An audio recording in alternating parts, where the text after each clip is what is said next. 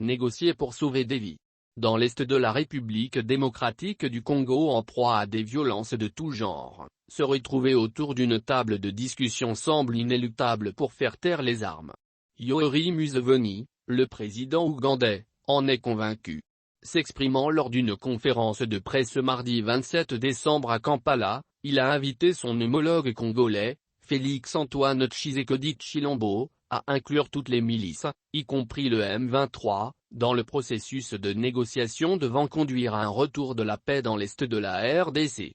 Selon M. Museveni, plus de 120 groupes locaux, nés d'un vide de pouvoir dans cette vaste région, opèrent dans l'est de la RDC. Le M23 a indiqué qu'il fait partie des autres groupes congolais, notamment les Mai Mai, le Codeco. Et tous ces groupes locaux devraient entrer dans les négociations, a-t-il déclaré. Les groupes armés congolais ne sont pas les seuls à opérer dans l'est du pays. Ils partagent le territoire avec d'autres milices étrangères venues notamment du Burundi, de l'Ouganda et du Rwanda.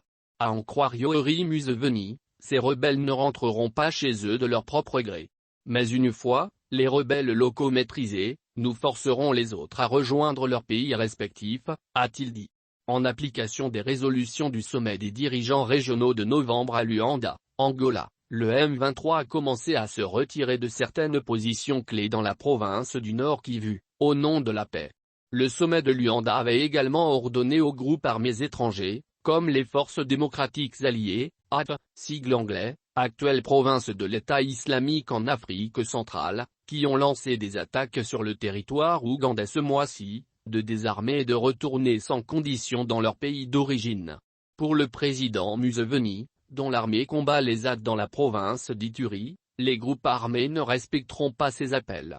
Ils ne quitteront pas la RDC d'eux-mêmes, mais nous allons les obliger à rentrer chez eux, a-t-il assuré.